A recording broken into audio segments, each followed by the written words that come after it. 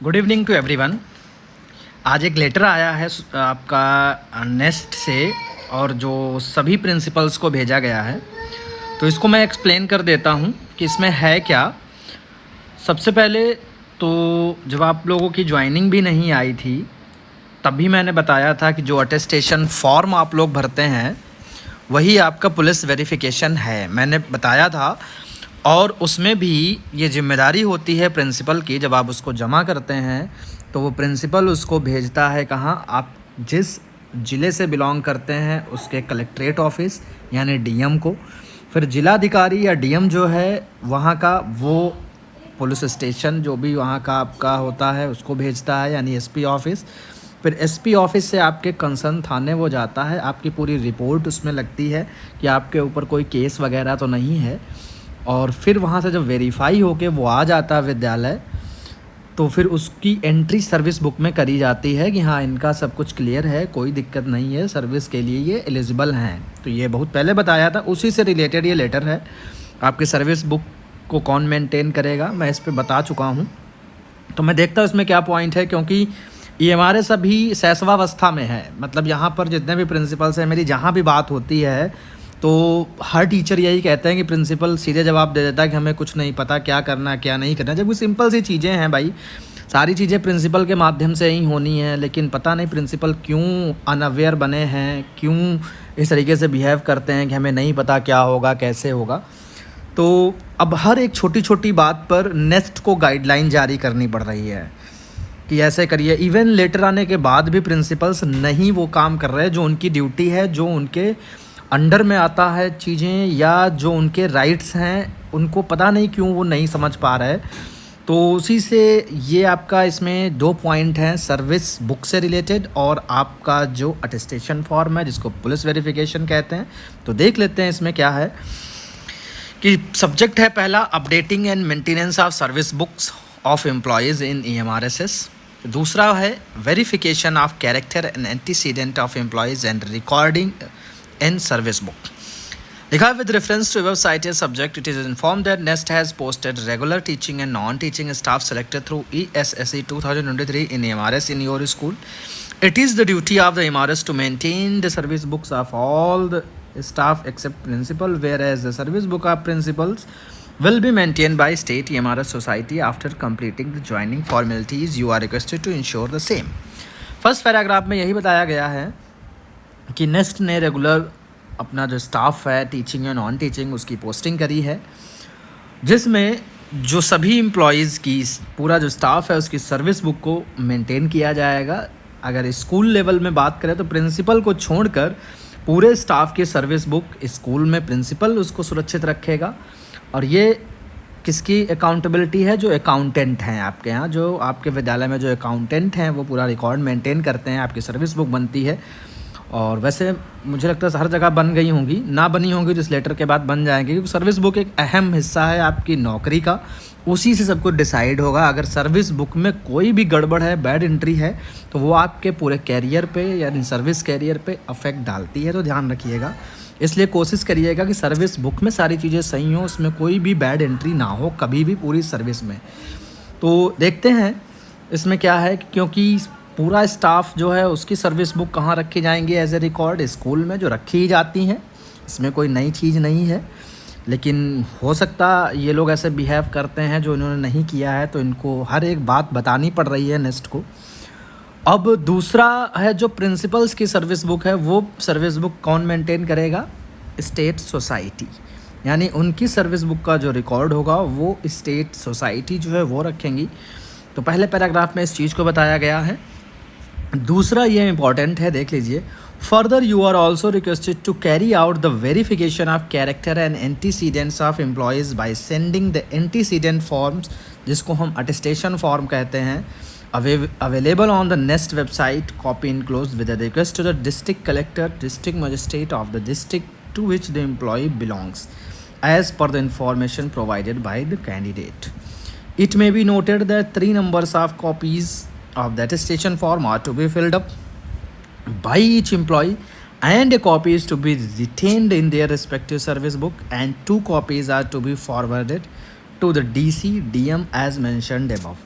In respect of principal, 3 copies of attestation forms are to be forwarded to the state EMRS society for similar action. इसमें ये बताया गया है कि जो PVR है, पुलिस वेरिफिकेशन, यानी जो character and antecedent of employee है, यानी चरित्र सत्यापन जो है आपका, जिसको पूर्ववर्ती चरित्र सत्यापन हिंदी में कहते हैं, कि आपके ऊपर कोई केस मुकदमा तो नहीं है, तो वो वेरीफाई कराया जाता है आप जब भी किसी नौकरी में जाते हैं। और ये क्लियर करना होता है, अगर ये आपका PVR नहीं क्लियर है तो आपका प्रोबेशन पीरियड एक्सटेंड हो जाएगा। ये भी ध्यान रखिए, जो मैं कई बार पिछले वीडियोज़ में बता चुका हूँ कि जो पुलिस वेरिफिकेशन है, अगर 2 साल के अंदर वो नहीं आता है आपका वेरिफिकेशन, या कई बार प्रिंसिपल उसको डिले करते हैं, नहीं भेजते हैं और वहाँ से भी नहीं आता है, तो आपका जो प्रोबेशन पीरियड है यानी कन्फर्मेशन फिर आपकी सर्विस का नहीं होगा जब तक PVR नहीं आ जाएगा। तो ध्यान रखिएगा, जल्द से जल्द इसको भिजवा दीजिए और वहाँ से आ जाए।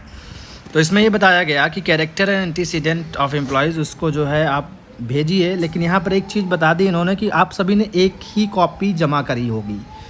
वैसे जब हम लोगों ने KV में ज्वाइन किया था तो आई थिंक 2 कॉपी हमने जमा करी थी, 2 कॉपी में एक भेज दी जाती, एक रखी जाती है। लेकिन यहाँ पर ये कह रहे हैं कि करना क्या है कि डिस्ट्रिक्ट कलेक्टर को भेजना है, DM को भेजना है, जिस डिस्ट्रिक्ट से आपका जो एम्प्लॉय है बिलोंग करता है वहाँ पर करना है। जैसे अगर किसी ने 1 कॉपी ही करवाई है, 1 कॉपी ही जमा करी है भर के, तो उससे 2 और भरवा लें, यानी 3 कॉपी टोटल वो जमा करेंगे। जितने भी एम्प्लॉयज़ हैं टोटल 3 कॉपी जमा करेंगे भर के।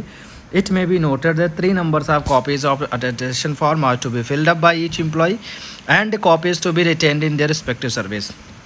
तो उसमें जब 3 बनेंगी, 3 में 1 जो है आपकी सर्विस में लगेगी और उसमें 2 कॉपी जो हैं to be forwarded to the DC DM as mentioned above.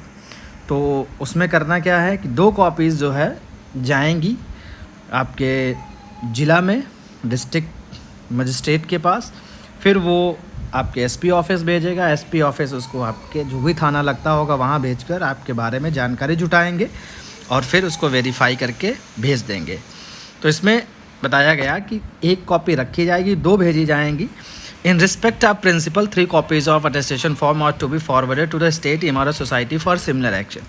Principal जिन्होंने ज्वाइन किया है उनकी 3 कॉपीज़ भेजी जाएंगी, कहाँ, स्टेट सोसाइटी पहले, फिर स्टेट सोसाइटी 1 कॉपी रख लेगा और 2 भेज देगा कंसर्न उनके डिस्ट्रिक्ट को। प्रिंसिपल के मैटर में ये है। बाकी अदर स्टाफ के मैटर में क्या है, 1 स्कूल में रहेगी और 2 भेज दी जाएंगी।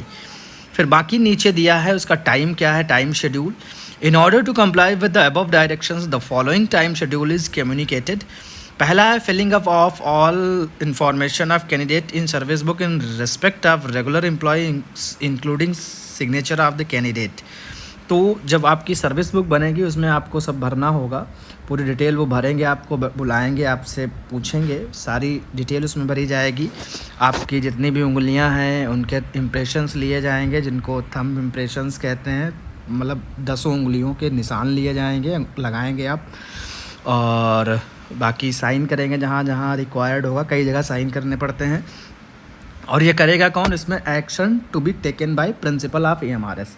ध्यान रखिएगा यहाँ पर, अगर आपके यहाँ कोई डिपेंडेंट है, जैसे कोई आपके माता पिता या आपकी पत्नी वो आप पे डिपेंड कर रही हैं, मतलब आश्रित हैं, तो उनका इनकम सर्टिफिकेट वगैरह बनवा के आप उनकी भी एंट्री करवा दीजिए एज ए डिपेंडेंट, ताकि आगे जो भी बेनिफिट होंगे वो उनको भी मिलेंगे।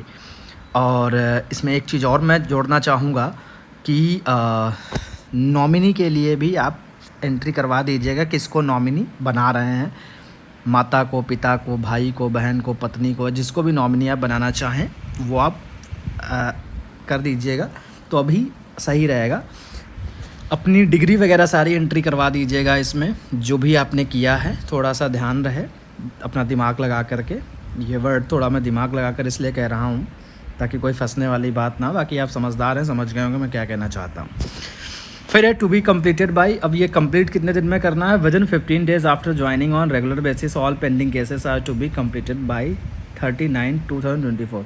वैसे तो 15 दिन के अंदर ही जिसने भी ज्वाइन किया ये सर्विस बुक बन जाती है, लेकिन अगर नहीं बनी है तो इन्होंने टाइम दिया है कि 30 तारीख तक इसको बना ले। फिर रिमार्क्स में, in respect of principal after filling basic information service book is to be forwarded to state EMRS society. प्रिंसिपल के केस में क्या करना है कि भरने के बाद सर्विस बुक जो है स्टेट सोसाइटी को फॉरवर्ड करनी है। बाकी अदर स्टाफ की विद्यालय में ही रहेगी, जो अकाउंटेंट होंगे आपके यहाँ या जिसको प्रिंसिपल समझेगा ड्यूटी देंगे, उनको वो रिकॉर्ड मेंटेन करके रखना होता है। Filling up of attestation form 3 copies by the candidate and forwarding 2 copies to DMDC with a request to verify character and antecedent. इसमें ये कौन करेगा, इसका एक्शन कौन है लेगा, principal of MRS state MRS society. तो इसमें within 15 days after joining on regular basis all pending cases are to be completed by 39/2024। मतलब इन्होंने कहा है वैसे तो ज्वाइनिंग के 15 दिन के बाद आपका जो पुलिस वेरिफिकेशन है अटेस्टेशन फॉर्म है उसको भेज दिया जाना चाहिए, लेकिन अभी तक अगर नहीं भेजा गया तो 30 तारीख तक आप लोग भेज दें। प्रिंसिपल्स को ये कहा गया कि इसको कलेक्ट्रेट ऑफिस जो कंसर्न आपका डिस्ट्रिक्ट है वहाँ भेज देना चाहिए। 30 तारीख का टाइम दिया है।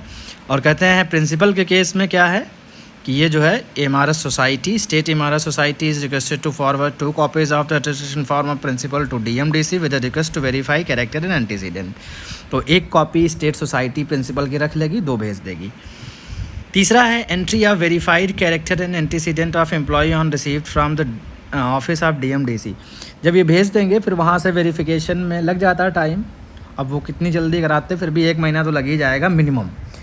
जब यहाँ से भेजा जाएगा उसमें 1 महीना लग ही जाता है, यहाँ से जाता है फिर वहाँ वो लोग भेजते हैं। कोई बहुत ही फास्ट हो तो 15-20 दिन में आता हो, नहीं तो मिनिमम 1 महीना लगता है। तो कई बार इससे ज़्यादा भी लग जाता है, 2-3 महीने भी लग जाते हैं। तो इसमें कहा गया within 2 months after forwarding the attestation form. इसमें प्रिंसिपल क्या करेगा 2 मंथ्स आफ्टर फॉरवर्डिंग द, मतलब उसको कोशिश करें कि कम्युनिकेशन कर लें वहाँ पर कि भाई हमने अपने स्टाफ का इसका जो है आपके पास एंटीसीडेंट फॉर्म भेजा था और अभी तक नहीं आया है। तो कोशिश करें 2 महीने के अंदर वो वहाँ से आ जाए और उसकी एंट्री आप उसके सर्विस बुक में लगा दें और उसकी एक पर्सनल फ़ाइल बनती है एम्प्लॉई की, उसमें भी लगा दें। देखो एक सर्विस बुक होती है, एक आपकी पर्सनल फ़ाइल बनती है, तो दोनों में ये लगेगा। हालांकि इसमें मेंशन नहीं है कहाँ लगाना, लेकिन दोनों में लगता है। बाकी ये कह रहे हैं कि regular entry of important activities like pay fixation, promotions, leave availed except CL, administrative action if any changes in family particular dates. तो ये कौन करेगा, जितना भी स्टाफ है उसका प्रिंसिपल करेगा। और प्रिंसिपल का कौन करेगा, स्टेट MRS सोसाइटी करेगी। और रेगुलर बेसिस पे होने चाहिए और होते भी हैं रेगुलर बेसिस पे। जब जो लगना होता है उसको टाइमली लगा दिया जाता है। जैसे कि बात करें इम्पॉर्टेंट एक्टिविटीज़ में पे फिक्सेशन तो तब होता है जब किसी का प्रमोशन हो। जब प्रमोशन होगा तब आपका ग्रेड पे बढ़ जाएगा, या एक सर्विस पीरियड के बाद जैसे 10 साल आपने सर्विस करी तब आपको एक ग्रेड पे आगे का मिल जाता है, वो तभी होता है प्रमोशन। या उस पे आपका होगा जब आप 10 ईयर्स कंप्लीट कर लेते हैं तो एक ग्रेड पे जो बढ़ता है। दूसरा है हाँ उसमें पे फिक्सेशन प्रमोशन तो आ ही गया है। Leave availed except CL। देखो CL का कोई भी खाता नहीं बनता है। जो CL है उसकी कोई अकाउंट बुक या उसकी एंट्री नहीं करी जाती, क्योंकि कैजुअल लीव है, ये लैप्स होती रहती हैं, तो उनको केवल उनकी कहीं भी एंट्री नहीं होती है। मतलब CL कभी भी आपकी सर्विस बुक में नहीं चढ़ेगी। EL ज़रूर चढ़ाई जाती हैं, EL हैं। इसके अलावा जो भी आपकी छुट्टियां हैं और जैसे मेडिकल लीव तो है ही नहीं, उसकी तो बात ही नहीं करेंगे, तो आपको केवल EL ही मिलेगी जो चढ़ेगी उस पर, और कुछ नहीं चढ़ेगा। अदर स्टाफ का है उसको हाँ जो 30 मिलती हैं EL वो उनकी मेंशन करनी होगी, ठीक है। इसके अलावा उनको RH भी मिलती हैं वो भी, लेकिन RH भी वो अवेल कर ली जाती हैं। बाकी कह रहे हैं कि एडमिनिस्ट्रेटिव एक्शन, अगर आपके खिलाफ़ कोई प्रशासनिक एक्शन लिया गया है आपके खिलाफ़ तो उस वो भी जो है मेंशन करना होता है, और कोशिश करें कि ऐसा आपके साथ ना हो कभी भी। If any changes in family particulars, या कभी जैसे ऐसा नहीं है कि बाद में भी आप ऐड करवा सकते हैं। जैसे मैंने अभी बताया था कि आप फैमिली मेम्बर्स ऐड करवा दीजिए, नॉमिनी ऐड करवा दीजिए, डिपेंडेंट ऐड करवा दीजिए। हालांकि बाद में भी कर सकते हैं, लेकिन अभी हो जाएगा ज़्यादा सही रहेगा। फिर बाद में जब आपको ज़रूरत पड़ेगी तो उसमें काफ़ी प्रोसेस होता है। जैसे मान लो आपको मेडिकल क्लेम लेना है या CGHS जब भी इम्प्लीमेंट होगा उसको लेना है, तो उस समय क्या होगा वो तभी मिलेगा जब सर्विस बुक में आपके जिसका इलाज करा रहे हैं वो एज ए डिपेंडेंट उसकी एंट्री है। और मान लो एकदम से वो आपने कराया नहीं, एकदम से उसका इलाज शुरू हुआ या कोई बीमारी आ गई या कुछ हो गया, तो फिर आपको यही प्रोसेस करने में, इनकम सर्टिफिकेट बनवाने में, तमाम चीज़ें करवाने में ही निकल जाएगा, तो उसका बेनिफिट आपको मिल नहीं पाएगा। इसलिए बेटर है पहले से ही आप उसमें करवा लें। तो ये सारी चीज़ें थी इसमें। तो वैसे भी सर्विस बुक में काफ़ी पहले मुझसे बोला गया था सर इसको एक्सप्लेन कर दो, मैं भूल गया था उसको बताना। तो खैर यहाँ पर कवर हुआ जा रहा है सर्विस बुक में क्या क्या चीज़ें होती हैं। बाकी देखिए नीचे का जो पैराग्राफ है उसको ध्यान से देख लीजिए। लिखा है if adverse remarks are received from the office of DMDC against any of the employees the same is to be communicated immediately to the state इमारत society NEST for immediate necessary actions as per rule with a copy to NEST. इन्होंने कहा मान लो अगर वहाँ से verification में, police verification में अगर कोई एडवर्स रिमार्क आ जाता है, यानी जो चीज़ें होनी चाहिए उसके अकॉर्डिंग नहीं कुछ आता है, जैसे मान लो किसी के ऊपर केस है या कोई मुकदमा है या कुछ भी है FIR वगैरह, तो वो उसकी एंट्री कर देते हैं। मतलब कैरेक्टर वाइज मतलब देखा जाए तो आपका वो गलत कोई एंट्री भेज देते हैं वहाँ से। तो कह रहे तुरंत जो है इन्फॉर्म करना है किसको, स्टेट सोसाइटी को और नेस्ट को, ताकि आवश्यक कार्यवाही करी जा सके उससे रिलेटेड।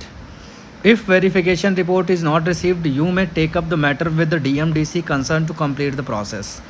और जैसे मान लो अगर वेरिफिकेशन टाइमली नहीं उन्होंने भेजा है तो आप जो है क्या करें, उनसे कांटेक्ट करें as it is mandatory for all regular employees की भाई जैसा भी है आप भेजिए वेरिफिकेशन, जो भी आपको लगता है वो भेजें वहाँ से, क्योंकि बिना उसके मतलब वो भी आपका प्रोबेशन तो नहीं कंप्लीट माना जाएगा। इवन जैसे अभी आपने मैटर देखा होगा, एक IAS हैं तो उनका काफ़ी था, उनको टर्मिनेट कर दिया गया, बर्खास्त कर दिया गया सर्विस से, क्योंकि उन्होंने गलत तरीके से नौकरी हासिल करी थी। बताते हैं न्यूज़पेपर में भी खूब था कि जैसे उन्होंने अपना कास्ट सर्टिफिकेट गलत लगाया, रिजर्वेशन गलत क्लेम किया। बताते हैं कि उन्होंने एज में भी कुछ रिलैक्सेशन लिया था, कुछ नाम बदलवाया था, कुछ बहुत सारी चीज़ें थी न्यूज़पेपर में।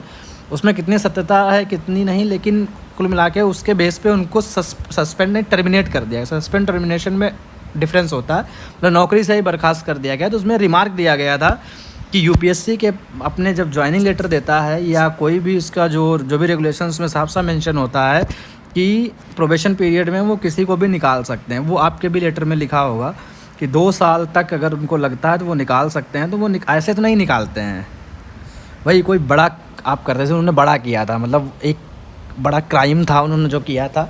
तो इसमें भी जैसे क्या होता है कि अगर आपका PVR पुलिस वेरिफिकेशन में कुछ एडवर्स होता है, पाया जाता है, तो फिर वो आपको 2 साल से पहले मतलब टर्मिनेट कर देते, मतलब ये ऐसा होता है।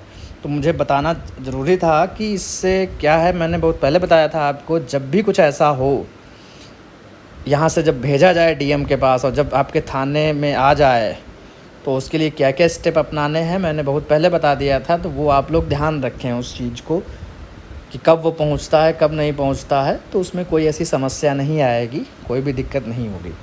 तो ये कुछ चीज़ें थी जो इन्होंने एक लेटर निकाला है, और ये तो एक सर्विस का पार्ट ही है, तो ये चीज़ें बताई हैं उन्होंने। बाकी तो अभी कुछ एक आध चीज़ें और मुझे बतानी थी, मैं भूल रहा हूँ। 1-2 लेटर अभी आए थे, अभी मुझे याद नहीं आ रहा है। मैं देखो एक वीडियो बना दूंगा सोच करके। अभी कुछ मेरे माइंड में था कि कुछ चीज़ें मुझसे पूछी गई थी। तो ये इतना था सर्विस बुक से रिलेटेड और आपके पुलिस वेरिफिकेशन से रिलेटेड। तो इसमें ऐसा कुछ है नहीं, ये एक सर्विस का पार्ट है और ये अब तक तो हो जाना चाहिए था, लेकिन नहीं हुआ है तो कोई बात नहीं, अब हो जाएगा। ठीक है, मिलते हैं नेक्स्ट वीडियो में।